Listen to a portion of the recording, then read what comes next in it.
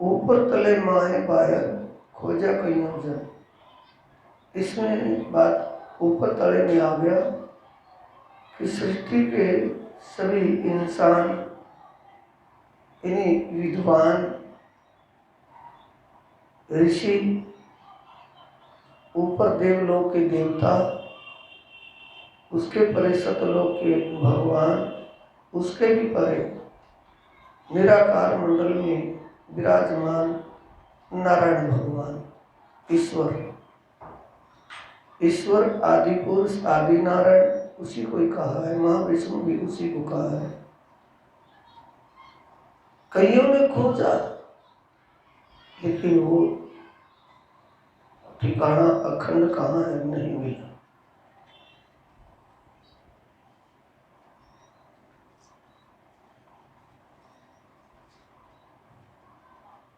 कौन नहीं मिला?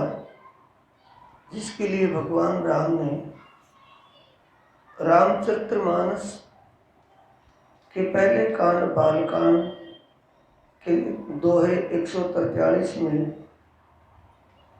बालकांड का दोहा 143वां दोहा या चौपाई आई है, जिसमें स्पष्ट किया हुआ है। लक्ष्मण जी भगवान राम को पूछते हैं कि भ्राता श्री, आप तो पुरुषोत्तम हैं, दुनिया भी आपको पुरुषोत्तम मानती है, मैं भी आपको पुरुषोत्तम कहता हूँ और मानता हूँ। क्या सचमुच आप पुरुषोत्तम है कि नहीं? मैं पुरुषोत्तम नहीं हूँ। मर्यादा पालन करने वाले पुरुषों तो सबसे उत्तम हूँ, ये तो बात ठीक है, पर जो तुम जहाँ बोल रहे हो वो पुरुषोत्तम नहीं हूँ। सर्वश्रेष्ठ या परमेश्वर या उत्तम पुरुष में नहीं, कि उनमें क्या विशेषता है, उसके लिए फिर भगवान राम 143वें दोहे में कह रहे हैं, नीति नीति जेहि वेद निरूपा, निजानंद नि उपाधि अनुपा, शंभु वृक्षि च विष्णु भगवाना, जाके अंश ते उपजे नाना। कि भ्राता, मैं वो नहीं हूँ जिसके अंश मात्र से अनेकों विष्णु, अनेकों वृक्ष ब्रह्मा, अनेकों शंभु शंकर और नारायण भगवान आदि पैदा होते हैं और मिट जाते हैं। मैं वो पुरुषोत्तम नहीं। ध्यान देंगे सुंदर साहब जी कि ब्रह्म ज्ञान ना होने से, तत्व ज्ञान ना होने से हर कोई नारायण भगवान को पुरुषोत्तम मान रहा है, हर कोई उसी को सच्चिदानंद रूप करके मान रहा है। ये उनकी भ्रम और अज्ञानता का कारण है। जब उनकी भ्रम और अज्ञानता दूर हो जाएगी तब वो सच्चिदानंद पार ब्रह्म को ही सच्चिदानंद पार ब्रह्म समझे और मानेंगे। उससे पहले तो किसी को भी कोई मान रहा हो, अनजाने की बात है।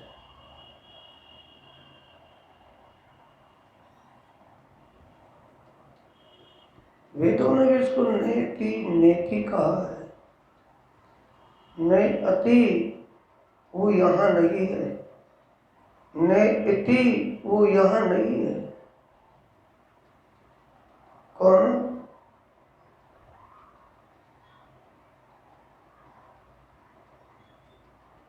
वेदों ने इसका निरूपण किया कि वो यहाँ नहीं है, यहाँ नहीं है। कौन यहाँ नहीं है? जो स्वयं आनंद के दाता है, आनंद के सागर हैं, निजानंद नि उपाधि, जिसकी उपमा या उपाधि उनकी उपमा के लायक दूसरा कोई नहीं है। ऐसे वो अनुपम अखंड आनंद स्वरूप वाले सर्वश्रेष्ठ सर्वेश्वर यहाँ वो स्वयं नहीं है, उनके हुक्म से ये चल रहा है।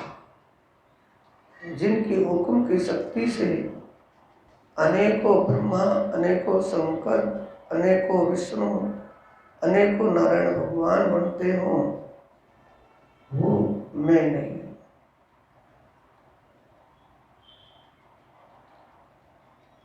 ये हुआ। फिर आइए बात निराकार साकारवादी में। कोई परमात्मा को साकार करके मान रहा है। साकार का मतलब स्वर्ग वैकुंठ में ही मान रहा है कि वो स्वर्ग का मालिक है, साकार है। वैकुंठ धाम या सतलोक में भगवान शंकर या भगवान विष्णु ब्रह्मा के रूप में विराजमान है, ये साकार है। इसके परे शून्य है, जिसमें मात्र शब्द होना ही है, दिखाई कुछ नहीं पड़ता। और उसके परे तो महाशून्य समष्टि निराकार मंडल है। कोई निराकार में मानता है, कोई साकार में मानता है। अब उनको ये पता नहीं कि साकार निराकार होता क्या है। इस वाणी से प्रहलाद जी ने स्पष्टीकरण किया है कि निराकार साकार दोनों स्वप्न का स्वरूप है और परमात्मा साक्षात रूप है।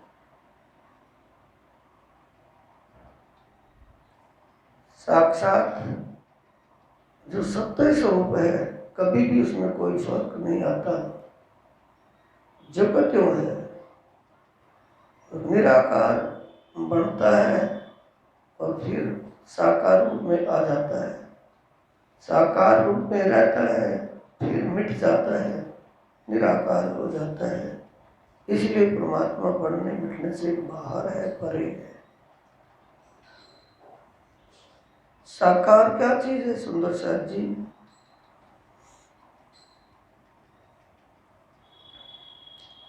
वो स्वप्नवत क्यों है? स्वप्न के समान ऐसे है जब हम निद्रा अवस्था में, नींद में सोए हुए स्वप्न देख रहे हैं और स्वप्न में हम बाजार में गए हुए हो,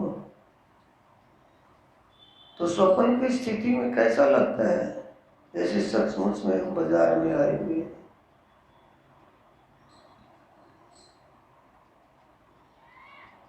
जब स्वप्न टूट जाता है तो फिर अपने जिस जगह सो रही थी वहीं की स्मृति बन जाती है, याददाश्त हो जाती है कि हम सो रही थी। हकीकत में हम बाजार में नहीं गए। और बाजार में गए हुए ये एहसास होता है स्वप्न में, जैसे असली हुबहू हम बाजार में आए हैं। सामान भी कुछ भी खरीदना था वो खरीदा है, और बाजार में कितने साथी मिलने वाले भी मिले हैं।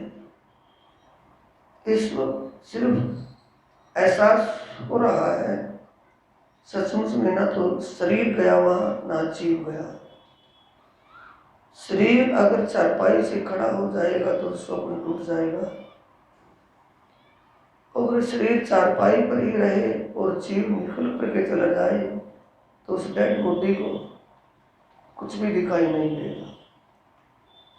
जीव नहीं निकलता, जीव उसी में रहता है। लेकिन बाजार में गया हुआ एहसास जो हो रहा है, तो बाजार में कौन गया है? बाजार में मन की चेतना गई हुई है। जीव तन तो अपने कमरे में, अपने रूम में चारपाई पर ही है, उसकी मन की चेतना ही बाजार में गई हुई है।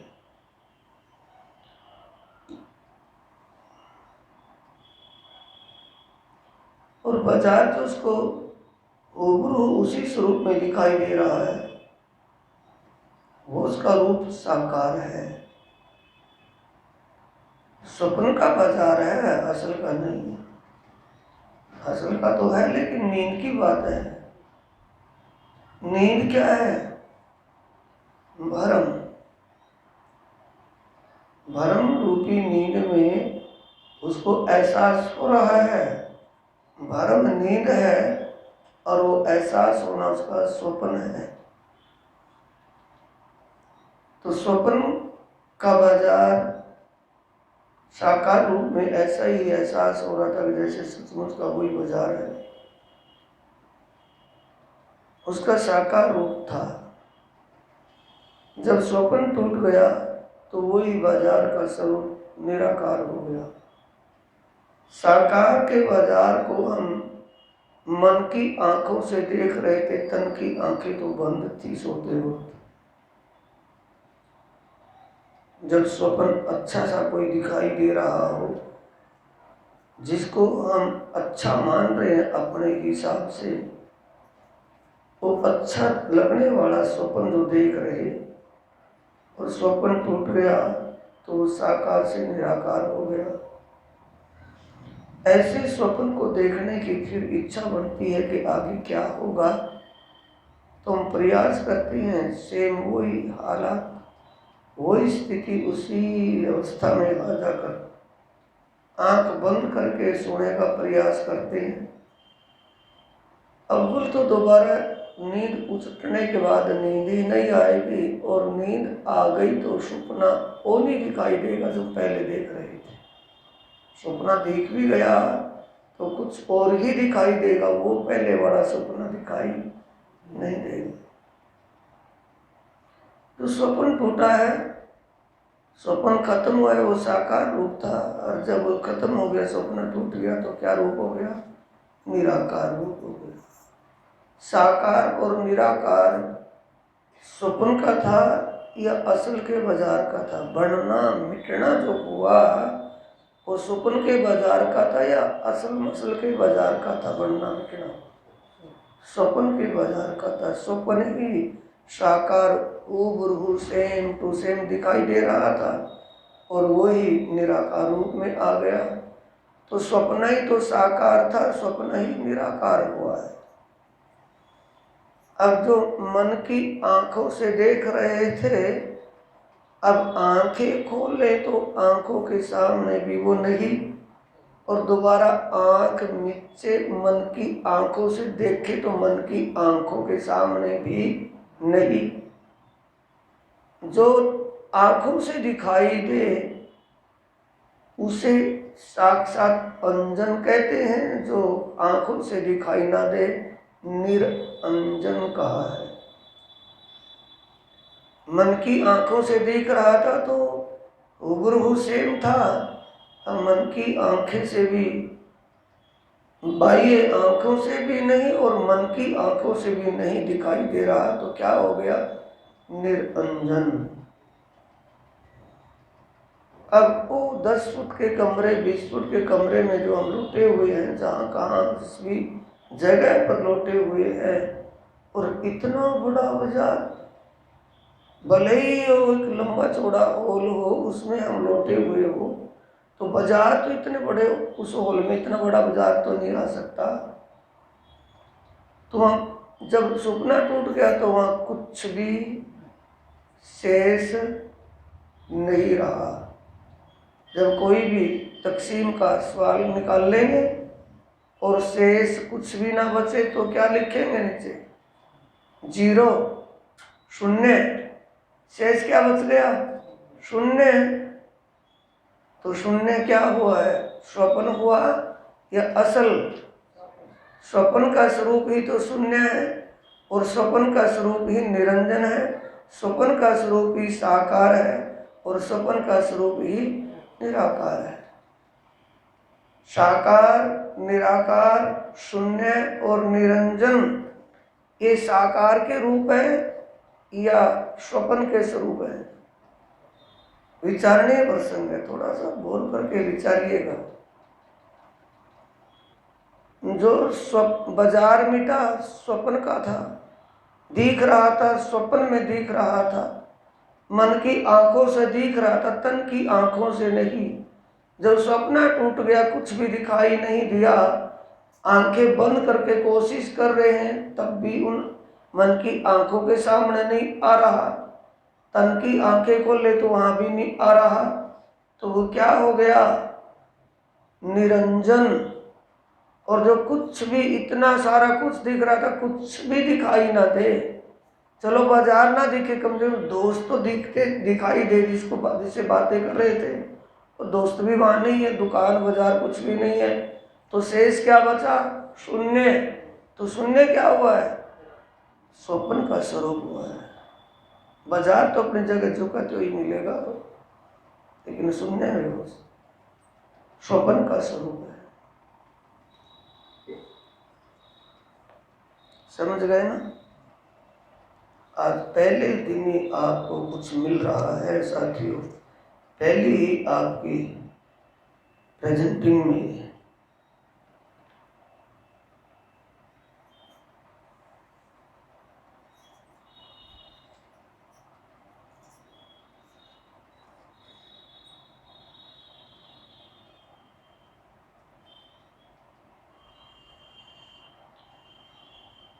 633 पेज निकाले, उस पेज पर हाथ लगाए रखे।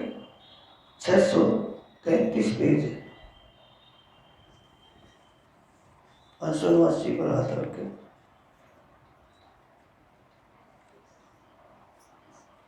छः 633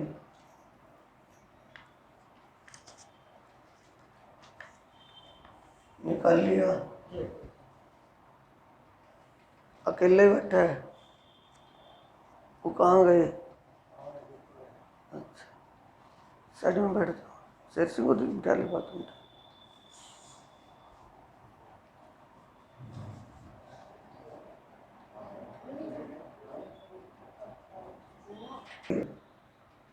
जिन सुध सेवा की नहीं, न कछु समझे बात, सो आ गया ना, सो काहे को गिनावे आप साथ में, जिन सुध न स्वप्न साख्यात। जिनको स्वप्न और शुद्ध का भी पता नहीं है, तो वो अपने आप को सुंदर साथ गिन रहा हो, उसकी भूल है। भूल है या नहीं है? तो आपको क्या बताया जा रहा है? स्वप्न और साक्षात। तो सब्जेक्ट वैल्यूएशन में है कि एम ही है? सब्जेक्ट विशेष है। स्वप्न का स्वरूप क्या है? स्वप्न होता कब है? नींद में। जागते हुए स्वप्न बन जाता है। स्वप्न की जड़ क्या है? नींद। स्वप्न का मूल बीज क्या है? नींद। जब बीज ही ना होगा तो अंकुर किसमें से निकलेगा? जब नींद ही ना हो तो स्वप्न क्यों आएगा? नींद क्या है? भ्रम, मोह, अज्ञान, भ्रम, कर्म, काल, शून्य, निराकार, निर्गुण। वाणी में आया है प्रकाश हिंदुस्तानी में, मोह, अज्ञान, भ्रमना, कर्म, काल, शून्य, ये नाम सारे नींद के, निराकार, निर्गुण। किसके नाम है? नींद के हैं। काम की थकान में नींद आवे तो नींद ही होगी। काम की थकान में किसी प्रकार से नींद ना आवे, कोई डिप्रेशन दिमाग में तो नींद ना आवे, और भोजन प्रसाद पेट भर करके खा लिया, नींद आवे। दो कारण हो गए ना, एक तो नींद आने का कारण हो गया थकावट, एक कारण हो गया पेट भर फुल भोजन ले लिया। अगर दोनों में ना आए तो एल्प्रेक्स तो कहीं गई नहीं, एल्प्रेक्स की गोली लेकर के नींद आए, और वो भी फेल हो जाए तो इंजेक्शन, नींद का इंजेक्शन लगवा करके नींद आए, तो आने के कारण है ना। आवेगी तो नींद ही तो बोल लेंगे उसको, चाहे इंजेक्शन से आए, एल्प्रेक्स से आए, थकान से आए, भोजन से आए, आवेगी तो नींद। तो नींद के कितने कारण बताए प्राणनाथ जी ने? मोह, मोह क्या है? तृष्णा, इच्छा। अज्ञानता, सबका जड़ क्या होगी? अज्ञानता। अज्ञानता होगी तो तृष्णा से सिल्ली बन जाएंगे, ये करके ये कर लेंगे, ये करके होगा तो वो जो करना चाहेगा ना। हमारा तो सिर्फ प्रयास ही तो है, कोशिश ही तो है। अगर ना हुआ तो फिर वैसे का वैसे दुख के दुखी। तो मोह अज्ञान भ्रम क्या है? नींद है। तो भ्रम की नींद में सो रहे हैं तो सपना कौन सा है? क्या असल मसल का होगा? सपना भी तो भ्रम का ही होगा। तो भ्रम में हम क्या देख रहे हैं कि जैसे बाजार में चले गए हैं, हमें भ्रम ही तो लग रहा है। भी पड़े तो 10 फुट के कमरे में चारपाई पर, और भ्रम कैसा हो रहा है कि जैसे बाजार में गए हुए हैं। तो भ्रम में तो गए हैं, असल में तो नहीं गए। और जब आंख खुली तो वहीं के वहीं, जब भ्रम सपने में बाजार में गए हुए थे तो बाजार सेम टू सेम था कि कुछ फर्क था उसमें?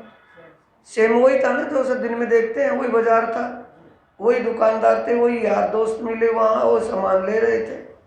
और जब नींद टूट गई, सपना उचट गया, नींद उचट गई, सपना टूट गया, तो वहाँ कुछ भी नहीं। और जो अच्छा सा सपना दिखे तो कोशिश नहीं करेंगे कि आगे क्या होगा, देख तो ले कम से कम, आंखें नीचे गई। वैसे ही जानबूझ करके सोने का प्रयास करेंगे तो भले ही नींद तो आ जाए, लेकिन सपना दिखाई दे भी तो वो नहीं जो पहले था। तो क्या वो स्वप्न कैसा दिख रहे थे? सेम टू सेम साकार रूप में। जब सपना टूट गया तो साकार खत्म हो गया, निराकार हो गया। और कौन सी आंखों से देख रहे थे? मन की आंखों से। अब बाहर की आंखें खोल ले तो बाजार में कुछ भी नहीं, और आंखें नीचे तो मन की आंखों भी कुछ, आंखों के सामने कुछ नहीं। तो क्या हो गया? जो बाहर की तन की आंखों से दिखे या मन की आंखों से दिखे, जो आंखों से दिखाई दे कहते हैं अंजन, जो आंखों से दिखाई ना दे तो निरंजन। साकार किसका रूप था? स्वप्न का। निराकार क्या हुआ? स्वप्न। निरंजन क्या हुआ? स्वप्न। और जो 10 फुट के कितना बाजार था, कितने किलोमीटर तक का वो बाजार या कितने किलोमीटर तक का शहर देख रहे थे, वहाँ 10-20 फुट के कमरे हॉल में कुछ भी नहीं है। शेष क्या बचा? शून्य। तो शून्य क्या हुआ है? साक्षात स्वरूप ही शून्य हुआ। स्वप्न स्वरूप शून्य हुआ है या साक्षात? भी साक्षात का बाजार तो जितने किलोमीटर का उतने किलोमीटर में माप के देखेंगे उतना मिलेगा, कम तो नहीं मिलने का। और वहाँ कुछ भी नहीं तो कुछ ना होने का मतलब शून्य। शून्य, निरंजन, निराकार और साकार किसका रूप है? स्वप्न का रूप है या साक्षात का? ये स्वप्न होता है। साक्षात क्या है?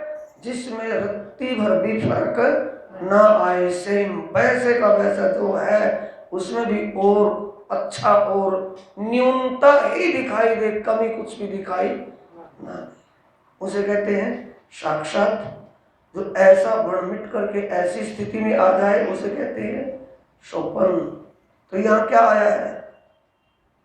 जिन सुध सेवा की नहीं, ना कछु समझे बात, सो काहे को गिनावे साथ में, जिन सुध सुपन्ना साक्षात। जिसे स्वप्न और साक्षात का ज्ञान नहीं तो वो अपने आप को सुंदर साथ की गिनती में गिनना उसका भूल है कि ठीक है?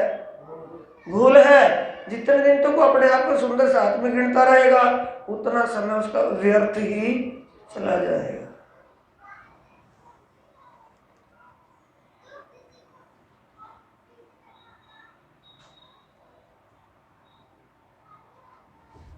आए अपने उसी 588 पेज पर जहां हमारी चर्चा थी।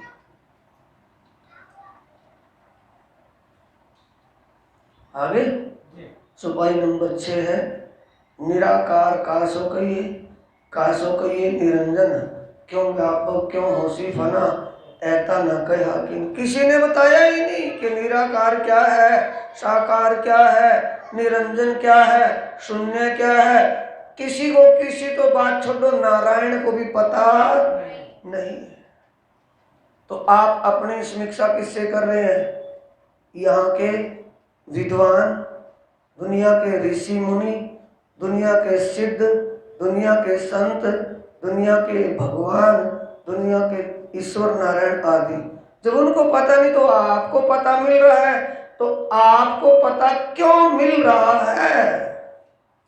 खोज पचिहार जान के मूलधनी अंगना अपनी सोगर आए, क्योंकि आपका रिलेशन है उससे।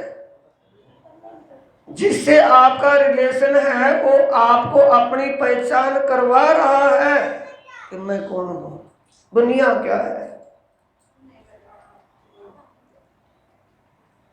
क्यों व्यापक आ गया ना, क्यों स्वरूप है प्रकृति को, क्यों मोह, क्यों सुन, ये सब बता दिए हैं। प्रकृति का रूप क्या है? एक जागो जगाओ किताब छोटी सी छपी है, भाग नंबर 2 है उसका, 3 भाग छपे हैं आश्रम जागो जगाओ। भाग नंबर 2 में आता है, उसमें क्वेश्चन आता है प्रकृति का रूप कौन, इंड को स्वरूप कौन, इंड माहे बसे कौन, इंड पार कौन है। ये इंड है ब्रह्मांड, इसे इंड भी कहते हैं, ब्रह्मांड भी कहते हैं। प्रकृति का रूप कौन, इंड को स्वरूप कौन, इंड माहे बसे कौन, इंड पार कौन है। 4 प्रश्न पूछे गए हैं। प्रकृति को रूप ब्रह्म, प्रकृति को रूप भरम, प्रकृति को रूप आदि पुरुष, इंड नर रूप पुरुष। प्रकृति को रूप कौन, प्रकृति को रूप आदि पुरुष, इंड नर रूप पुरुष, इंड माहे शक्ति का वास, इंड पार ब्रह्म है। क्षर से परे, इंड का मतलब विराट क्षर ब्रह्मांड, इससे परे ब्रह्म है, बेहद की लीला है। क्यों स्वरूप है प्रकृति को, क्यों मोह, क्यों सुन, क्यों स्वरूप जो काल को अनिश्चय करे ना, निश्चित का मतलब स्पष्टीकरण किसी ने नहीं किया। ये स्पष्टीकरण करने वाला कौन है? मेरी बात समझ में आ रही होगी ना। संसार के किसी भी विद्वान, किसी ऋषि का मतलब वेदों के ज्ञाता, किसी भी देवता, किसी भी भगवान और ईश्वर नारायण तक भी इन बातों का पता नहीं था। कब तक? जब तक विजय अभिनंदन बुद्ध निष्कलंक अवतार श्री प्राणनाथ जी दुनिया में प्रकट नहीं हुए थे, तब तक किसी को भी पता नहीं था। ये वाणी दुनिया में ना कहवाणी, पण साथ माटे कहवाणी। ये पहले प्रकरण राज किताब में पहले प्रकरण में आता है। ये ज्ञान तत्व ज्ञान है। ये तत्व ज्ञान तत्वदर्शियों के लिए दुनिया में आया है, उन्हीं के द्वारा दुनिया में जाहिर हो रहा है। आए 9वीं चौपाई पर साकार का पता चल गया ना। साकार, निराकार, निरंजन और शून्य, 4 बातों का पता चल गया। ऐसे से जो आंखों से दिखाई ना दे, निरंजन, और जो एक कमरे में भरपूर बाजार था और आंख नींद से खुली तो कुछ भी शेष नहीं है, तो शून्य। और साकार किसका रूप था? स्वप्न के बाजार का। क्योंकि बाजार, जब स्वप्न का बाजार, आंख खुली, नींद उछट गई, कुछ भी वहां नहीं है। निराकार तो निराकार, असल मसल का बाजार तो नहीं मिटा वहां से, वो तो है वहां जो कहते हो। तो वो साकार कौन था? स्वप्न का। निराकार कौन हुआ? स्वप्न का। आंखों से दिखाई, मन तन, दोनों तन और मन की आंखों किसी के सामने नहीं, तो निरंजन स्वप्न, और कुछ भी शेष बाकी शून्य। स्वप्न साक्षात तो नहीं हुआ है ना। उस प्रीतम पारब्रह्म परमात्मा तो कभी ऐसा नहीं होता कि वो हो जाएगा। वो तो इन आंखों के नहीं तो मन की आंखों के सामने है। इन आंखों के सामने तो मन की आंखों के सामने तो है, यानी अपने आत्म दृष्टि, अंतर मन दृष्टि से तो उसका साक्षात्कार होता है, और वहां वो भी ना हो। अगली चौपाई आई है 9वीं चौपाई। साकार निराकार का विषय समझ में आ गया तो इसको आगे छेड़े, नहीं तो उसी को दोबारा फिर रिपीट करें। आगे आओ समझ में। नींद में सो रहे हैं, सोते सोते सपना दिखने लगा और सपने में बाजार में चले गए, यार दोस्त मिल गए, दुकान से एक दुकान से ट्राई की सामान की, दूसरी से तीसरी से सामान खरीदते घूम रहे हैं, सामान भी खरीद लिया, दोस्तों से बातें भी हो रही हैं और नींद खुल गई। तो कौन सा सपना, कौन सा बाजार देख रहे थे? स्वप्न का था ना, असल बाजार तो नहीं वहाँ। तो अब देखते देखते आँख खुल गई तो खत्म हो गया। कौन सा बाजार खत्म हो गया है? स्वप्न का के असली का बाजार उड़ गया वहाँ से, स्वप्न का। पहले किस रूप में दिख रहा था? सेम टू सेम, हूबहू। अब कौन सा हो गया? निराकार, कुछ भी नहीं गया। कौन सी आंखों से देख रहे थे? तन की आंखों से या मन की आंखों से? मन की आंखों से। अब कोशिश करेंगे, अच्छा सपना दिखता है ना बढ़िया सा, कोई किसको क्या बढ़िया लगे, वो बढ़िया सपना दिखाई दे रहा हो और किसी कारण से आँख खुल जाए या कोई हमें जगा दे, उठा दे, तो फिर वो गड़बड़ हो गया भाई, दोबारा देखना है। कोशिश करेंगे आँख नीचने की, आँख नीचने की ट्राई करेंगे कि नींद आ जाए और सपना वहीं से फिर दिखे, नहीं वहाँ से वो नहीं दिखेगा सपना। अव्वल तो नींद ही नहीं आनी, और नींद आ गई सपना भी खड़ा हो गया तो वो सपना नहीं होगा, कोई और ही सपना होगा। ऐसी स्थिति हो जाती है, नहीं होती या? तो कौन सी आंखों से देख रहे थे?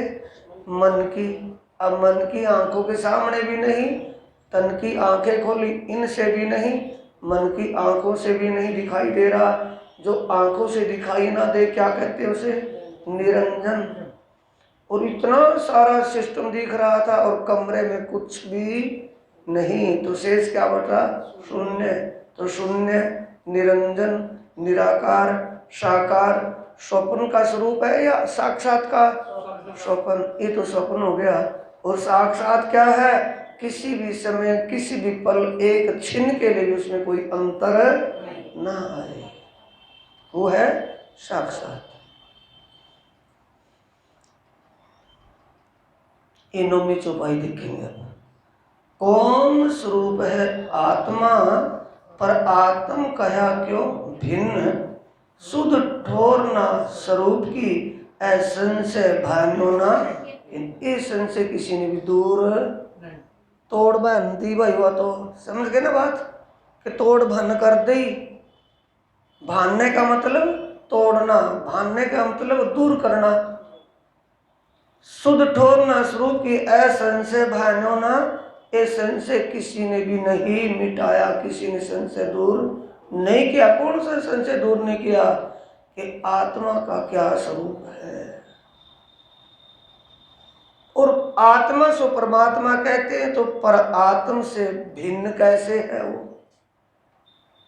उसका ठोर कहाँ है? आत्मा का स्वरूप क्या है? आत्मा का असली ठिकाना कहाँ है? आत्मा का घर कहाँ है? वो पर आत्म से अलग क्यों कही गई है? भाई आत्मा सो परमात्मा, सो को हटा दो, आत्मा परमात्मा, सो क्यों? आत्मा परमात्मा, आत्मा ही हटा दो परमात्मा, या परमात्मा हटा दो आत्मा, सो का निकाल दो, सो को बीच में से। आत्मा सो, आत्मा सो परमात्मा, सो निकाल दे आत्मा परमात्मा, आत्मा परमात्मा, खत्म होगी बात। तो सो का झगड़ा क्यों? तो इसमें ये स्पष्ट हुआ है आत्मा का रूप क्या है, आत्मा में और परमात्मा में अंतर क्या है, आत्मा का ठिकाना कहाँ है, रूप क्या है, ठिकाना कहाँ है, आत्मा परमात्मा में अंतर क्या है। ये क्वेश्चन आ गया ना, इसका आंसर क्या होगा? आए उसी मूल पर, आत्मा सो परमात्मा। परमात्मा नाम और शब्दों से परे है। हम नाम में उसको बांध देंगे ना, नाम की लक्ष्मण रेखा के बीच में उसको लेंगे, वो लक्ष्मण रेखा से बाहर है। हम उसको राम कृष्ण किसी नाम से बोलेंगे, वो हमारी सांप्रदायिकता है। एक लक्ष्मण रेखा में सांप्रदायिक आता है और कोई नहीं, वो सांप्रदायिकता है। परमात्मा अगर उसको हम कृष्ण नाम से कहें या राम नाम से कहें या ओम नाम से कहें, किसी भी अपने एक नाम व्यक्तिगत नाम से कहें, तो व्यक्तिगत तो सांप्रदायिकता में बंध गया, वो सांप्रदायिकता से परे है। उस परमात्मा में क्या विशेषता है? परमात्मा में ये विशेषता है या नहीं होगी कि तुक अटकल से है कि परमात्मा सदा रहता है, कभी मिटता। परमात्मा बनने मिटने से परे सदा रहने वाला है, सदा रहता, कभी भी मिटता बनता, उसमें कुछ भी तो अंतर नहीं आता, उसे कहते हैं सत्य।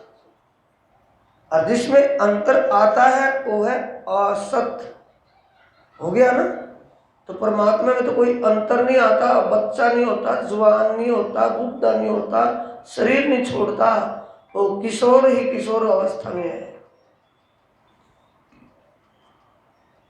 परमात्मा सत्य है। और सत्य में क्या है? अथर्ववेद में कहा है पर ज्ञानम ब्रह्म। सोने की चेष्टा मत करें। अथर्ववेद में क्या कहा है उसको? पर ज्ञानम ब्रह्म, कि परमात्मा कण कण को जानता है। ये सत्य है कि वैसे ही है? परमात्मा कण कण को जानता है या नहीं? कण कण में कहाँ क्या हो रहा है उसको पता नहीं है क्या? कण कण को जाननहार है, इसलिए उसको सर्वज्ञ कहा है। परमात्मा सर्वज्ञ है, अज्ञान नहीं, ज्ञानवान है, चेतन है। अभी गड़बड़ हो रहा था ना, अब चेतन हो गए, समझ गए? चेतन हो गए। तो परमात्मा ऐसा तो नहीं है ना, चेतन है। परमात्मा सत्य है, परमात्मा चेतन है। कौन नहीं मानेगा? मुसलमान नहीं मानेंगे, हिंदू नहीं मानेंगे, ईसाई नहीं मानेंगे, क्रिश्चियन नहीं मानेंगे। कौन नहीं मानेगा भाई? कौन नहीं कहेगा कि परमात्मा सदा रहने वाला नहीं है? कौन नहीं कहेगा कि परमात्मा ज्ञानवान नहीं है, अज्ञान है? और जानकारी ज्ञान में क्या है? सुख है या दुख? समझदारी में अपने लेवल पर तो समझ लोगे। समझदारी में सुख है कि अनजाने में सुख है? समझदारी में सुख है कि अनजाने में? समझदारी में। तो समझदारों से भी समझदार है, तो वो सुख और दुख, दुख सुगंधों से परे वो आनंद का है। मानेगा नहीं कोई? मानेगा? बोलो कौन कौन सा संप्रदाय नहीं मानेगा उसको? भाई संप्रदाय की ढपलियां तो अलग अलग बज रही है, तो अलग अलग ढपली बजाने वाला मान स्वीकार करेगा नहीं करेगा कि परमात्मा सदा रहने वाला है, परमात्मा ज्ञानवान है और परमात्मा दुख और सुख दोनों से परे है। तो तीनों शब्दों को जोड़ ले, संधि करे तीनों की। सत्य चित्त आनंद क्या बढ़ गया? सच्चिदानंद अक्षरातीत पार ब्रह्म। ये उस पार ब्रह्म परमात्मा के विशेषण नाम है। एवं चंद्र विशेषताएं हैं, उन विशेषताओं से इसको जाना जाता है, विशेषताओं से विशेषण नाम से पुकारा जाता है, उन विशेषताओं से उसकी फीलिंग की जाती है, उसका एहसास किया जाता है। वो सच्चिदानंदमय स्वरूप है। परमात्मा सच्चिदानंदमय है, आत्मा सो। अब आए उसी मोड़ पर। अब परमात्मा जान लिया ना कि कृष्ण नहीं है, राम नहीं है, हनुमान नहीं है, परमात्मा सच्चिदानंद है। परमात्मा सच्चिदानंदमयी है। तो आत्मा सो, आत्मा सो, तो आत्मा भी परमात्मा के समान होगी कि कुछ अलग होगी? आत्मा सो परमात्मा, तो आत्मा भी सच्चिदानंद सदा रहने वाली है, चेतन है और आनंद का स्वरूप है, सच्चिदानंदमयी है। जब पर आत्मा सच्चिदानंदमयी है और उसके हृदय से जो भाव, उसको कहते हैं चित्तवृत्ति। जो आत्मा सो परमात्मा, परमात्मा के चरणों में जो मूल मिलावे बैठी है, यानी जो परमात्मा की आनंद स्वरूपा है। परमात्मा, अभी हमारा सेंटेंस बाकी है पीछे, परमात्मा सच्चिदानंद स्वरूप है। सत्ता में, सत्ता की लीला कौन करता है? राष्ट्रपति को करने की तो आवश्यकता नहीं होती ना। आगे प्रेजेंट किस काम के लिए? प्रधानमंत्री किस लिए है? तो सत्ता का रूप कौन है? अक्षर। उसके साथ लक्ष्मी जी है। चिद घन, चेतन, एक तो थोड़ा सा और एक चिद घन, घन, घना, अनगणित घना, इतना चेतन वो परमात्मा है। चिद घन का तीसरा पार्ट आनंद। आनंद में, आनंद क्या है? परमात्मा आनंद का सागर है। आनंद का स्वरूप, आनंद का सागर स्वरूप कौन है? श्यामा जी। और श्यामा जी के अंग हो सुंदर, वो श्यामा जी सागर है। तो लहरें कौन है? आत्माएं। तो सागर की लहरें कौन है? श्यामा जी के अंग कौन है? आत्मा।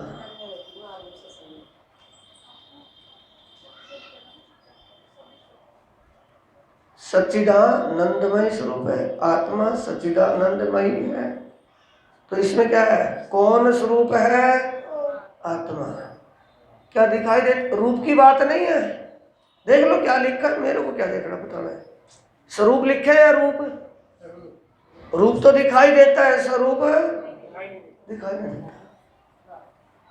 आत्मा भी सच्चिदानंदमय है। जो परमात्मा के पावन चरणों में आत्मा बैठी है, उसकी सुरता परमात्मा के साथ, जो आत्मा सो परमात्मा जिसे कहा है, वो जो आत्मा है परमात्मा के पावन चरणों में बैठी है।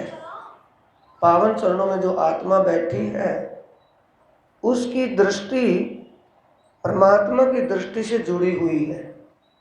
आत्मा की दृष्टि परमात्मा की दृष्टि से जुड़ी हुई है और उनके चरणों में बैठ कर के इस स्वप्न के खेल को देख रही है। कैसे देख रही है, ये भी साथ के साथ स्पष्टीकरण हो जाए।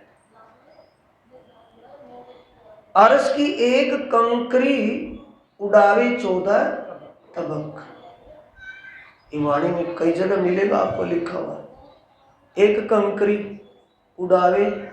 क्या सोच लेंगे? ओहो, परम धाम की एक कंकरी 14 तबक को खत्म कर देगी। उड़ाना किसे समझेंगे ना?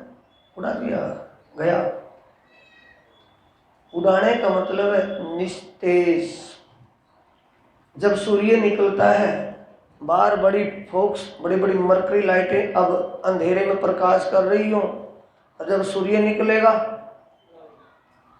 सूर्य के प्रकाश के सामने क्या हो जाएगा? मरकरी लाइटों का, लाइट तो है, तेज तो है, लेकिन निस्तेज हो जाएंगे। उनका तेज किस में समा जाएगा? सूर्य के प्रकाश में समा जाएगा।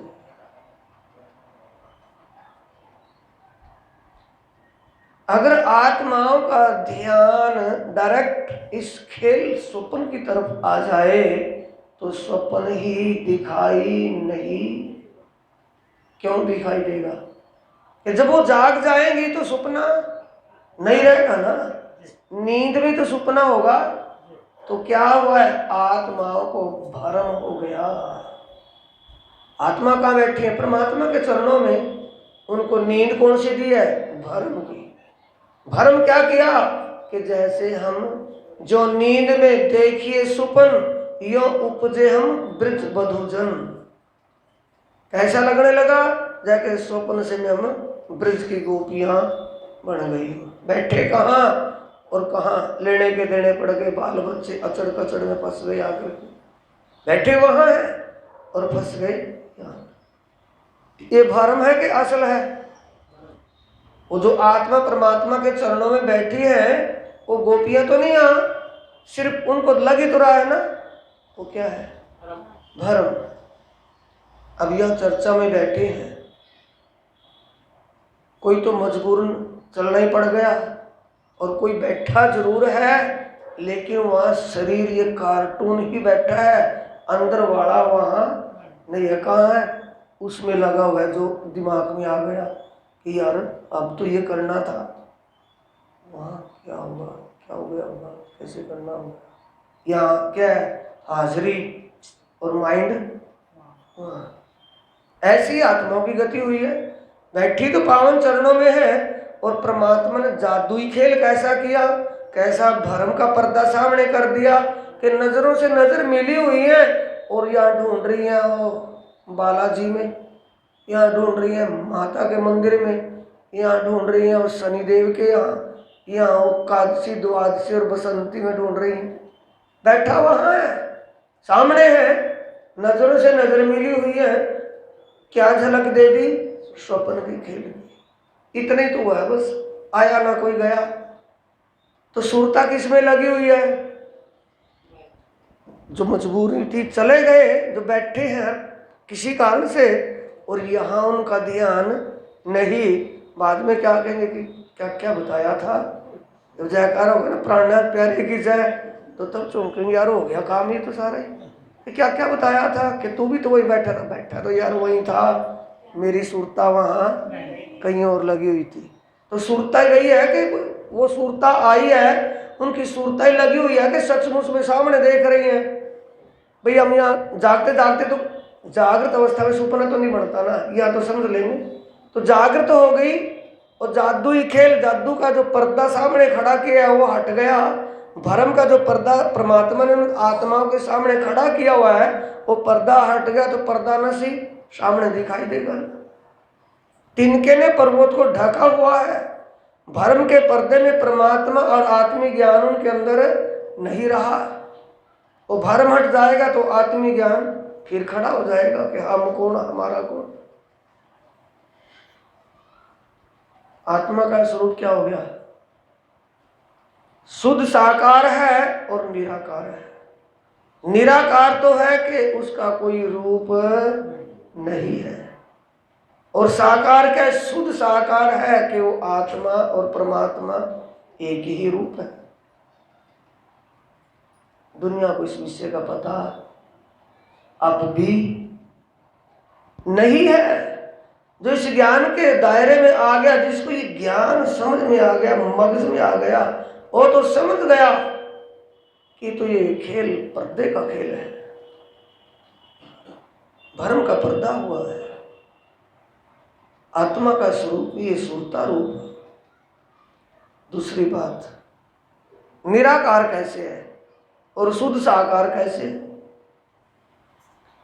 जब कोई भी हमसे अच्छा या बुरा काम हो जाए, यानी कोई विषय सामने आ जाए अच्छे बुरे का, तो अंदर से एक आवाज पहले निकलती है कि ये काम ठीक है। बात समझ रहे हैं ना, किसी बात से, प्रेशर से, किसी बात के आकर्षण से हम किसी गलत कदम को उठा लें, वो कदम उठेगा बाद में, लेकिन पहले घंटी बज जाएगी अंदर कि ये कार्य ठीक नहीं है। वो आवाज किसकी है, इसे आप समझते हैं बोलते हुए कि अंतर आत्मा तो मेरी पुकार रही थी, पर ये दुष्ट मन पापी ने ऐसा करवा ही दिया। तो आवाज किसकी है, क्या वह दिखाई दे रही है? जिसके अंदर से आवाज आई है ना, क्या वो दिखाई दे रही है? निराकार है कि साकार है? निराकार है।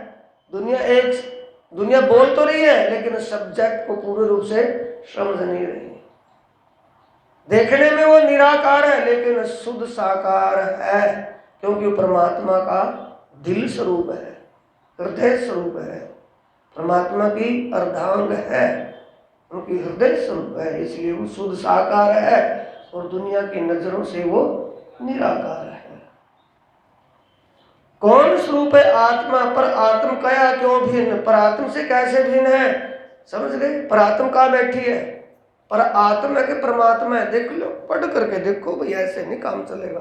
देखो क्या लिखा है, कौन स्वरूप है और आगे पर आत्म है कि परमात्मा है? ध्यान से देखो, पर आत्म किसे का है? जो है रूबरू परमात्मा की हृदय स्वरूप, जो मूल मिलान के चरणों में बैठी है। निमक न छोड़े नजर से इन ऊपर कहा कहूं अब, जिसे एक पल भी अपने से जुदा नहीं कर सकते उसे कहते पर आत्म। तो पर आत्म कहाँ है? पावन चरणों में है। और पर आत्म की सूरता कहाँ है?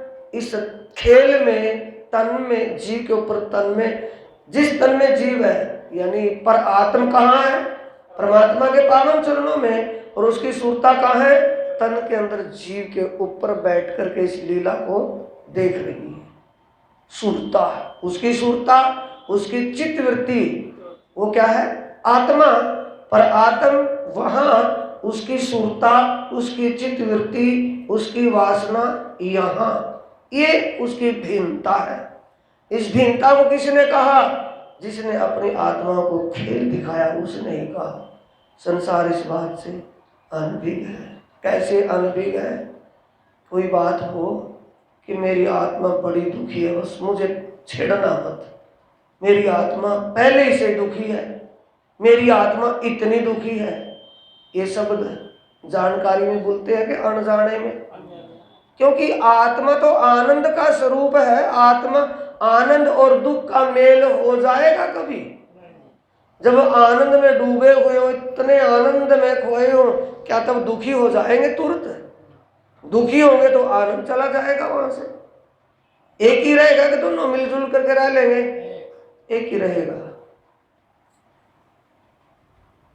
अनजाने में हम आत्मा दुखी मान रहे हैं, ऊपर से आत्मा सो परमात्मा भी बोल रहे हैं।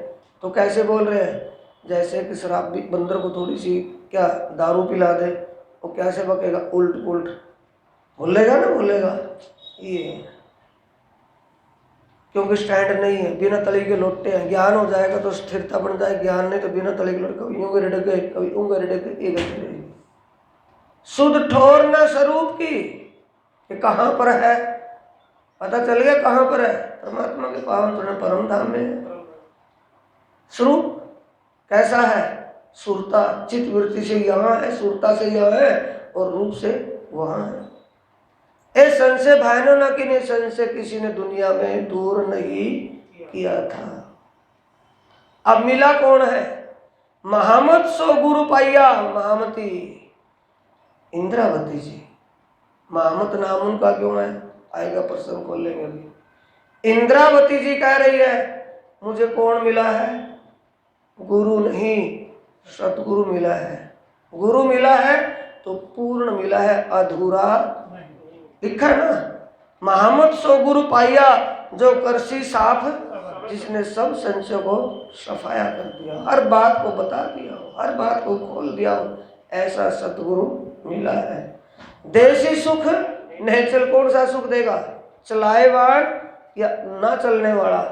नेचल का मतलब ना चलने वाला, और चलाएवान का मतलब अब दुखी है, अब सुखी है, अब सुखी है, अब दुखी है।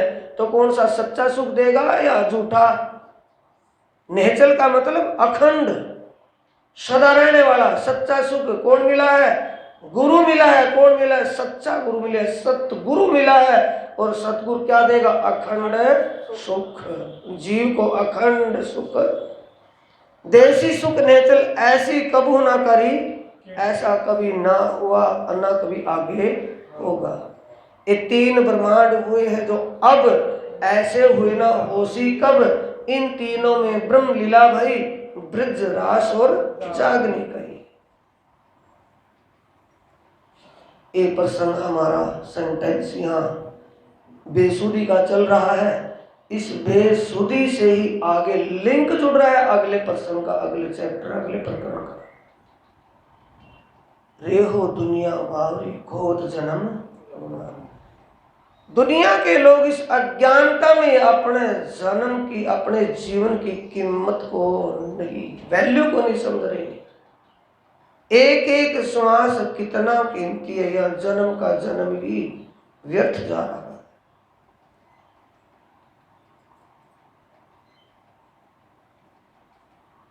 व्यर्थ किस में जा रहा है?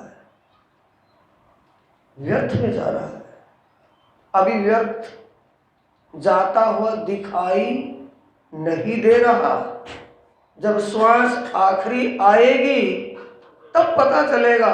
आखिरी का मतलब जब हमारे इंद्रियां स्थिर होने लगेंगी, सुनना, देखना, बोलना, बैठना, उठना, सब कंडीशन गड़बड़ होगी। फिर पता लगा कि ओहो, जवानी में या तो भक्ति या मस्ती दोनों में एक करनी थी, जवानी चली गई मस्ती में, अब भक्ति इस शरीर से कैसे करें, कैसे सेवा, कैसे भजन, क्या करें। उस वक्त पता चलेगा कि कीमती था या नहीं। दुनिया बावरी खोत जन्म गंवार, इस जन्म को व्यर्थ गंवा रही। मदमाती माया की छाकी, मदमाती का मतलब मस्ती में झूम करके, अपने मन की मस्ती में, मन के दबाव प्रेशर में रह करके सारा ही जीवन खो दिया। सुनत नहीं, अब सुनने के लिए भी तैयार है, लेकिन सुनना भी उसको सूटेबल नहीं है। सुनने का समय नहीं है, अपने लिए समय नहीं है, शरीर और शरीर संबंधियों के लिए सारा जीवन कोडियों के भाव में दे दिया। कैसे गंवाया गया, जानने के बाद जब कीमत का पता चलेगा तब ही तो रोना पड़ेगा, पहले तो रोने की जरूरत नहीं है। कैसे जरूरत नहीं है?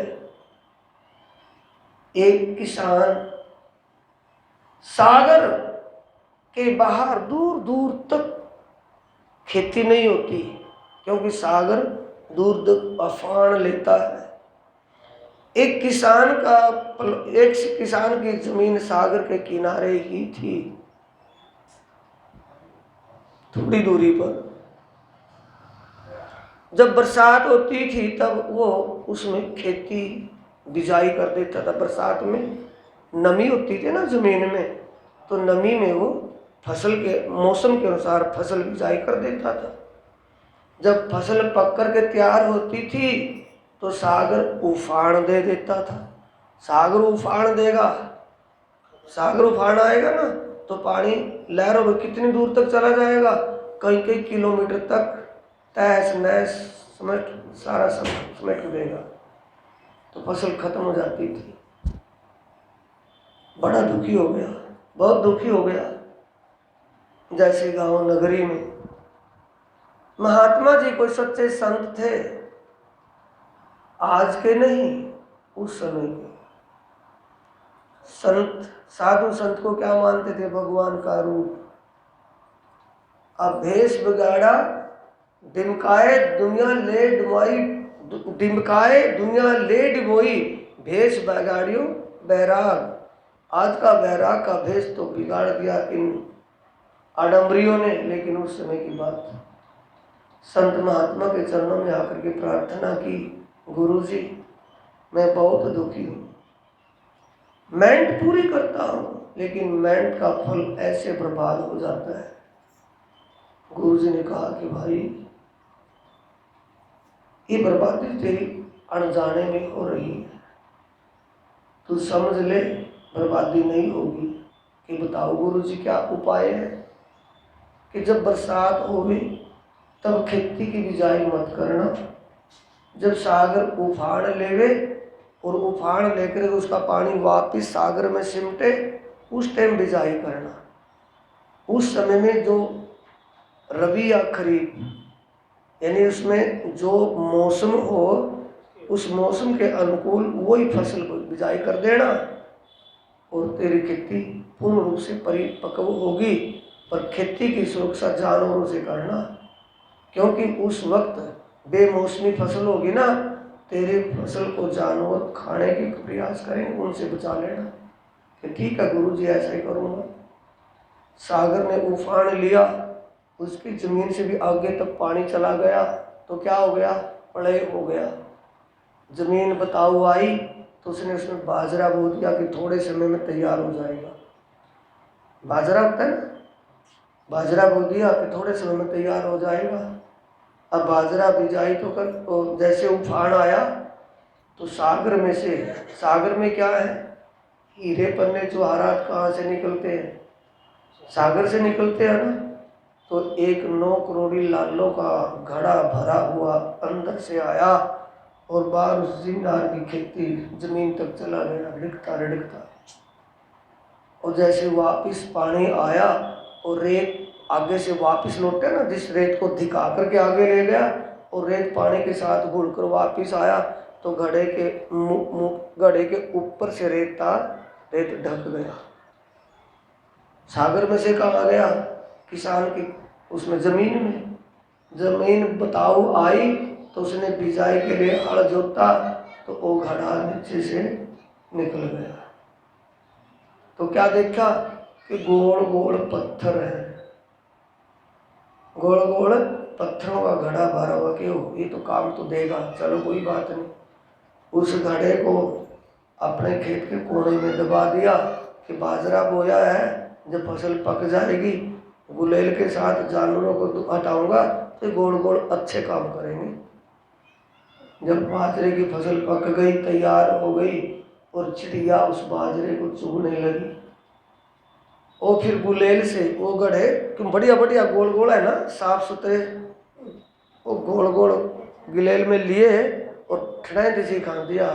पक्षी तो दौड़ गए और वो जो गोल गोल पत्थर था वो सागर में चला गया।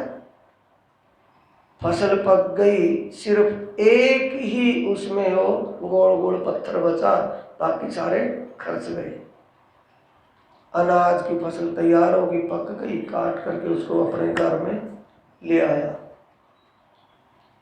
और एक जो गोल गोल बचा हुआ था ना, उसको ले आया कि अभी इसको सुरक्षित रखूंगा, अगले साल काम आ जाएगा, कोई फिर मैं कोशिश करूंगा, जुताई करूंगा, फिर ऐसे करूंगा ना, फिर कोई निकल जाएगा।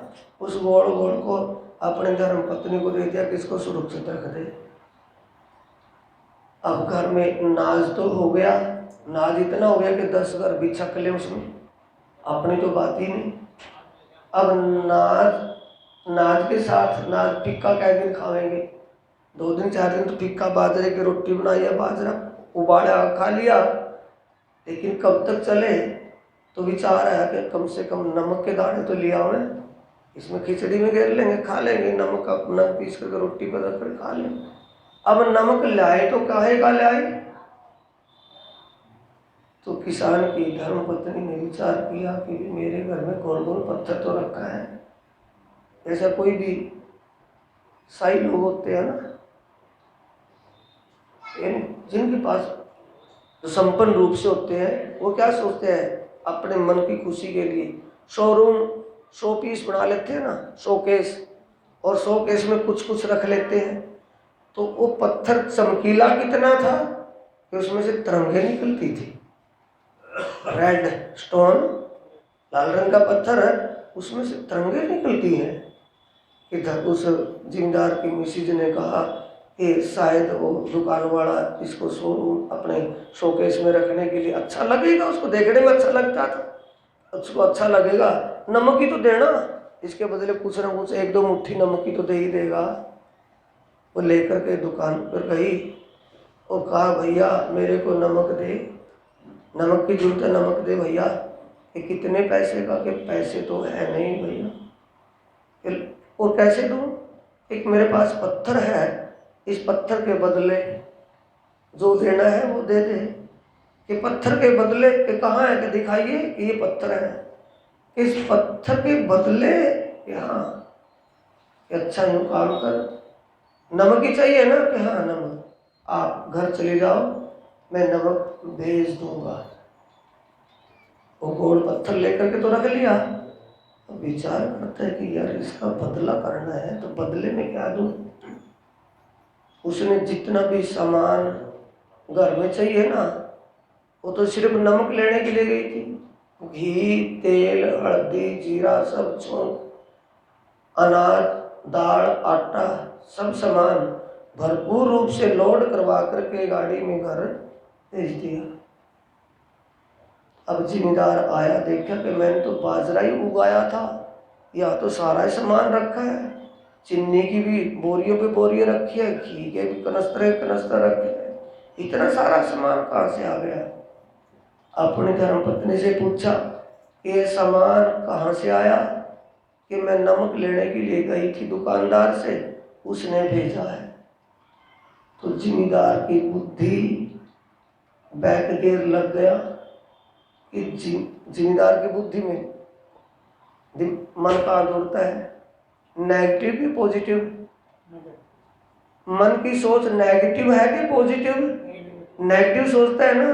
तो नेगेटिव में क्या सोचा कि मेरी धर्म पत्नी का दुकानदार से रिश्ता गलत है, जिससे दुकानदार ने इतना सारा सामान भेजा है। पत्थर के बदले कौन दे सकता है इतना सारा सामान? ये बात गड़बड़ है।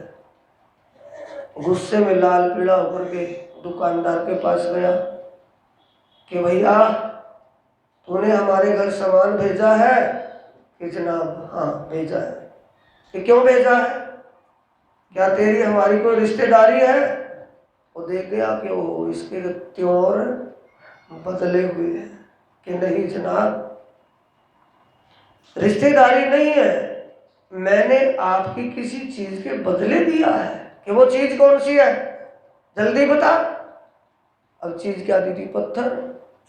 कि आपकी मिसेज एक गोल पत्थर लेकर के आई थी और उसने कहा था इसके बदले मुझे नमक चाहिए।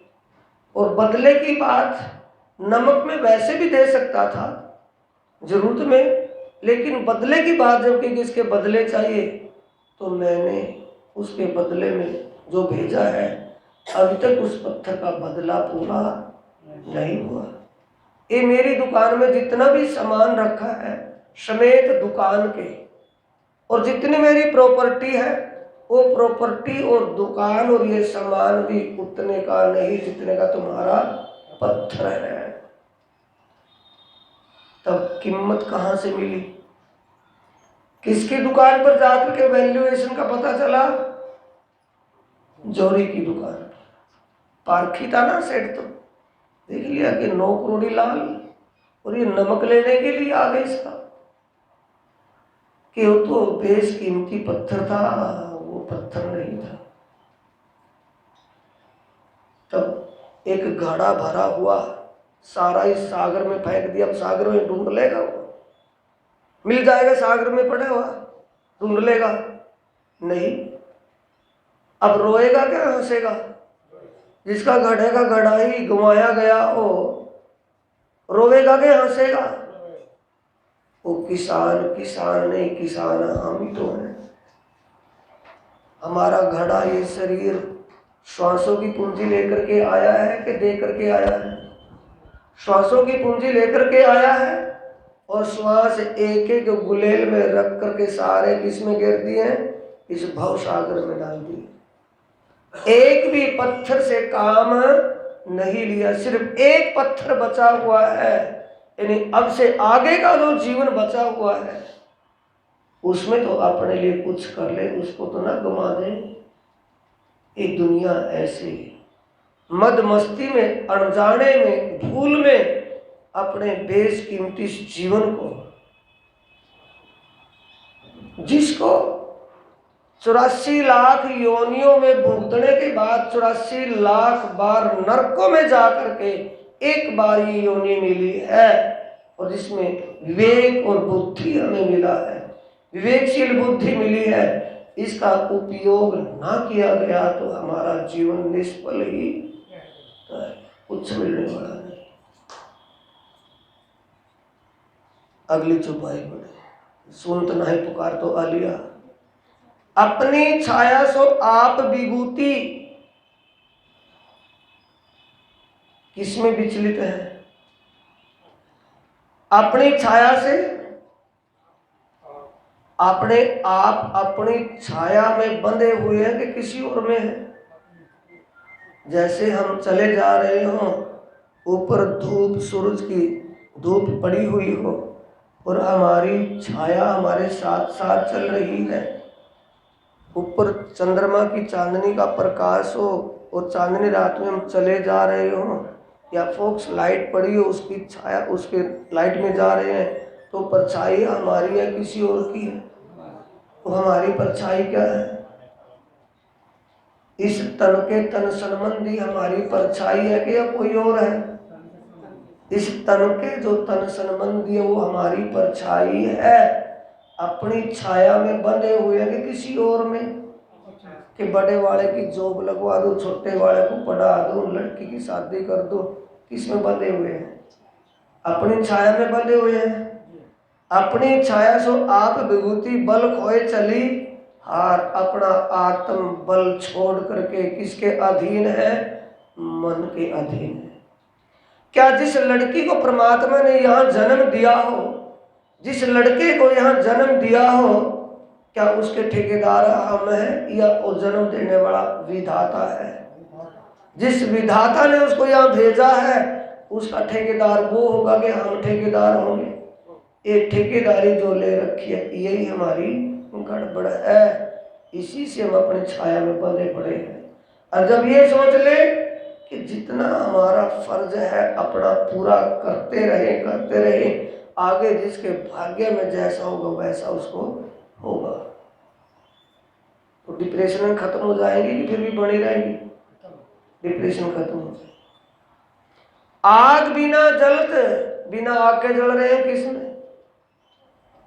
ना बाईपास जा रही है सब बातें, वाणी के बिना क्यों मानोगे तुम?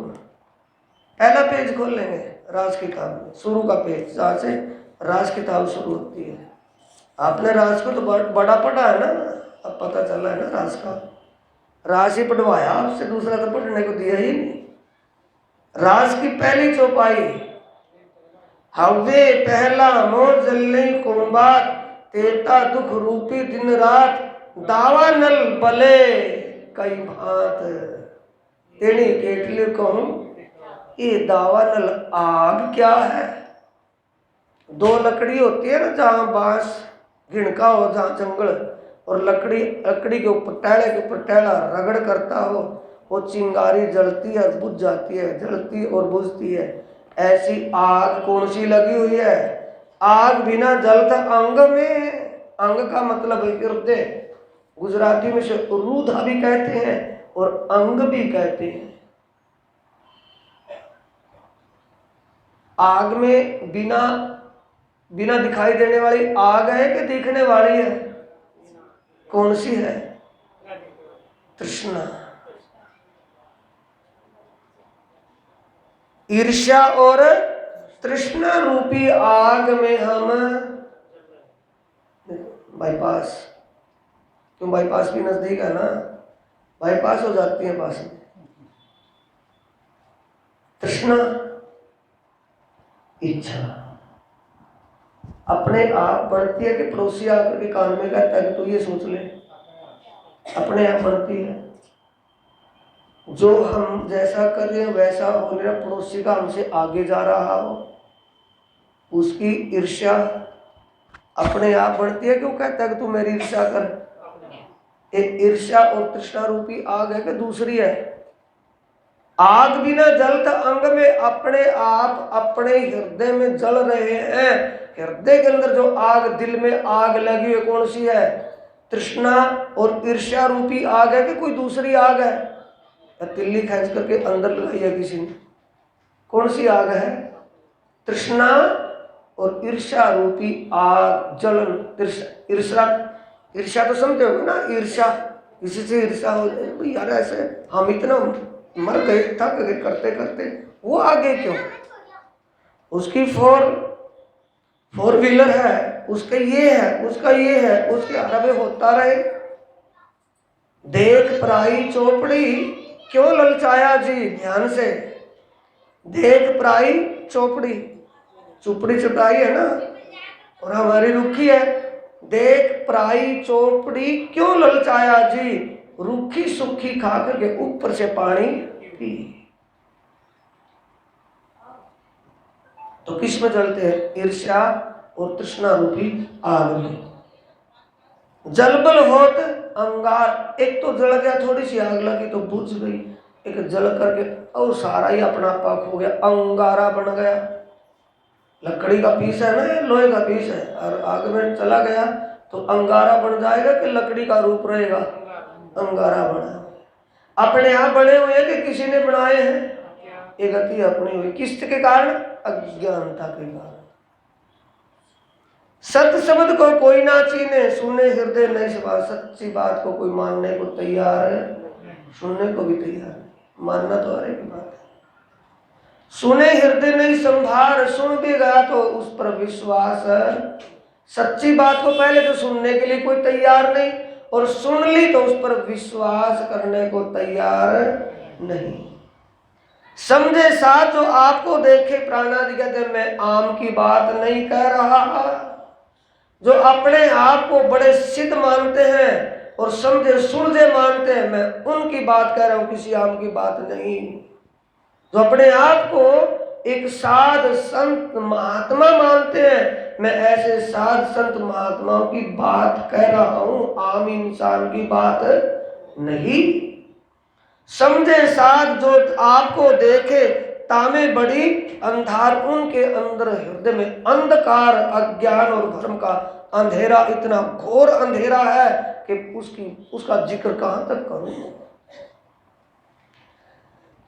अगली चौपाई, रे यामे कहते आप कहावे शाने, पर छूटत नहीं। औरों के विकार छुटवाने के लिए चल दिए, अपना विकार नहीं छूटा। ये गति किन की है? समझे बुढ़जों की है कि अनजानों की? प्राणनाथ जी अनजानों की बात नहीं कह रहे, उनको कह रहे हैं जो बड़े बड़े महाराज आचार्य संत महात्मा सिद्ध पुरुष अपने आप को मानते हैं, दुनिया उनको मानती है, नमनती है, लेकिन उस नमन के योग्य वो नहीं है, क्योंकि अंदर भ्रम और अज्ञान का अंधकार छाया हुआ है। रे यामे कहते आप कहावे श्याने, पर छूटत नहीं विकार। श्यानप लेके कंठ बंधाए, श्यानपत का मतलब चतुराई लेकर के, और फंदा दूसरा, एक तो थोड़ा ढीला था, एक ज्यादा कर जब उठर होने लगी। इतना ये तीन लोगों की, किनकी? बड़े साध संत महात्माओं की। श्यानप लेके कंठ बंधाए, या छल रचो है। किसने छल रच रखा है? इस माया ने, कलयुग ने।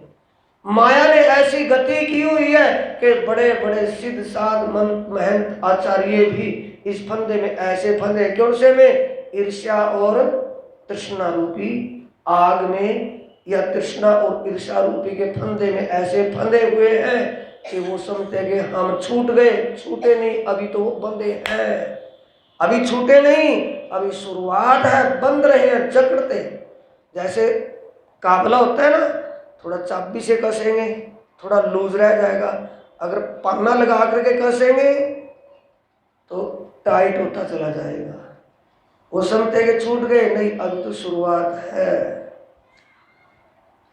दे मूढ़मती आफन में उर्झे, उपजत नहीं विचार। मूढ़मती का मतलब मंद बुद्धि के लोग ही ऐसे। कहने के लिए समझदार, जाट बार के भेष से, बाह्य भेष से कैसे है कि इन जैसा समझदार जाननहार कोई भी नहीं है। हर कोई उसका अनुसरण करना चाहेगा। जब मीटर लगा करके देखा तो ग्रेविटी कौन सी आई है? माइनस पर। टीडीएस देखिए ना, टीडीएस पानी की चेक करके, ये पानी में टीडीएस कितनी है, कितनी होनी चाहिए, तो फिर 0 पर आ रही है। तो प्राणा जी कहते हैं मुझे इनका दुनी को आग एक और अगुओं को आग दोए, इनको ये पता नहीं कि दूसरी आग कौन सी होगी। एक तो साथ में लगाया, उनको भटकाया, एक तो वो दोष, एक अपनी अज्ञानता का दोष। भूले राह बतावी होत बड़ा स्वाब।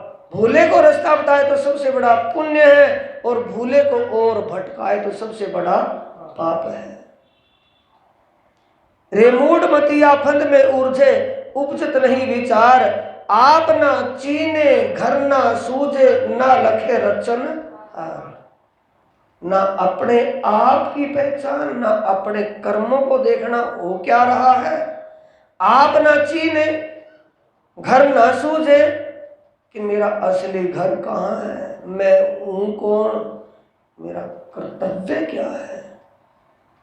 दुनिया अपने स्वार्थ के लिए जी रही है, वो दुनिया का काम है। मेरा काम है पर उपकार, मेरा काम है दुनिया को सुख देना, दुख ना देऊं, फूल पागड़ी देखूं शीतल नैन। आत्माओं का क्या है? जन कल्याण का भाव दिल में बनाए रखना। किसी का भी कैसे भी कुछ भी हो, अपने आप से उसका भला होता हो तो भला सोचना, बुरा सपने में भी नहीं सोचना। आप ना चीने घर ना सूझे, ना लगे रचनहार। ये रचन करता कौन है? कर्ता का रूप कौन? इंड को स्वरूप कौन? इंड मां बसे कौन? इंड पार कौन है? कर्ता का रूप आदि पुरुष, इंड नर रूप पुरुष, इंड माय शक्ति का वास, इंड पार ब्रह्म है। अपनी मत ले ले साधु बोले, शब्द भय अपार। अपनी अपनी मत से, अपने अनुभव से, साधु का मतलब साधना भक्ति, परमात्मा की जो तलाश में लगे हैं, परमात्मा को पाने के लिए जो लगे हैं, वो अपने अपने मत, अपने अपने अनुभव से अनेक बातें कह रहे हैं। शब्द भय अपार, जिनके शब्द अनेक हैं। बहुत शब्द को अर्थ न उपजे, या बल सुपन धूतार। इस माया धूतार का मतलब ठगनी ने ऐसे ठग रखे हैं कि एक शब्द का, किन की बातें हैं? विद्वानों की। जो शास्त्री लोग, विद्वान लोग होते हैं, वो एक शब्द के हलंत पर मर करके खपा हो जाते हैं। एक शब्द की मात्रा को उल्टा सुल्टा, इस पर बड़ी मात्रा आनी थी तो ये बन जाना था, छोटी मात्रा आनी थी ये बन जाना था। पर इस अध्यात्म में मात्राओं हलंतों को कोई नहीं पूछता, उसके भाव को जानना है। क्या कहती है बात? अर्थ को नहीं, शब्द के अर्थों में वाणी नहीं आने वाली, इस भाव को समझना है कि वाणी में वहां क्या कहना चाहते हैं प्राणनाथ जी। या में सतगुरु मिले तो संशय भाने। ऐसी स्थिति में जिसमें कुछ भी शुद्ध बुद्ध नहीं है, अंधकार में दुनिया भटक रही है, अंधों में जाकर के पूछे तो वो क्या बताएंगे, बैरों से कुछ पूछे तो क्या सुनाएंगे। या में सतगुरु मिले तो संशय भाने, पैंडा दिखावे। पैंडा कहते हैं रास्ते को, पैंडा कौन सा दिखाएगा? पार का, कैसे भव से पार होगी। सेवा और सुमन, बातें होंगी आगे, बहुत सी बातें होनी है, अभी तो स्टार्टिंग है यार, पहले ड्रॉप में सभी मात्रा नहीं। या में सतगुरु मिले तो संशय भाने, पैंडा दिखावे पार, तब सकल शब्द को अर्थ उपजे। कितने भी दुनिया के धर्म ग्रंथ हैं, सब ही समझ में आने शुरू हो जाएंगे। कब? सतगुरु का सानिध्य मिले तब। या में सतगुरु मिले तो अर्थ, या में सतगुरु मिले तो संशय भाने, पैंडा दिखावे पार, तब सकल शब्द को अर्थ उपजे। अपने अंदर सकल शब्द का मतलब सब शब्द, सब शब्दों का मतलब सभी धर्म ग्रंथों, सभी धर्मों का, सभी धर्म ग्रंथों का विषय समझ में, बाइबल पढ़ी हो या ना पढ़ी हो। Love is God, God is love. और उसमें है अपने चुने लोगों के लिए स्वयं खुदा इस दुनिया में आएगा, हजरत ईसा आएगा, ऐसा उसमें लिखा हुआ है। अनेक बातें हैं। वो वाणी, जब वाणी समझ में आ जाएगी, सब बातों, सब धर्मों का, सभी बातों का ज्ञान होना शुरू हो जाएगा। तब सकल शब्द को अर्थ उपजे, सब गम पड़े संसार। गम का मतलब पहचान, समझ हो जाना। संसार के सभी धर्म ग्रंथ, सभी बातों का ज्ञान होता चला आएगा। तब बल ना चले इन नारी को। नारी का मतलब माया। इस माया का बल कब तक है? जब तक हमें अनजान पड़ा है। जब समझ हो जाएगी तो इस माया का प्रभाव हमारे ऊपर नहीं हो सकता। तब बल ना चले इन नारी को, लोप ना सके लगा रहा, हमें कभी विचलित नहीं कर सकती। स्थिरता करेगी, कभी विचलित नहीं होगी। श्री महामती या में खेलत पिया संग, नेचल सुख। महामती जी कहते हैं निश्चित रूप से आप उस आत्मीय आनंद में यही सराबोर हो जाओगे जब आपकी समझ बन जाएगी। महामती या में खेलत पिया संग। महामती अपने नाम की छाप दे रहे हैं, यानी कि साक्षी दे रहे हैं कि अपने प्रीतम से एकाकार, अंगीकार इस दुनिया में रहते ही हो जाओगे। वहां की बात नहीं, यहाँ इत ही बैठे घर जागे धाम, पूर्ण मनोरथ हुए सब काम, धनी महामत हंसता लेते, साथ उठा हंसता शुक्ल। इस स्थिति हो जाए। श्री महामत या में खेलत पिया संग, नेचल सुख। कौन सा सुख? अखंड सुख, निर्धार, निश्चित रूप से पक्का अखंड सुख यही आपको प्राप्त हो जाएगा। पता लग जाएगा कि हमारी रिजर्वेशन किस कोच में है।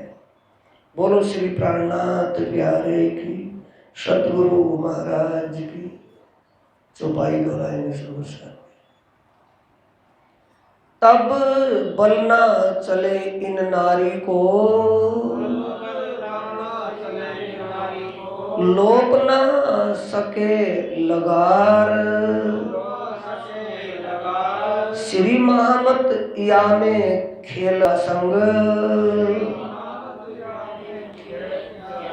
श्री महामत या में खेलत पिया संग।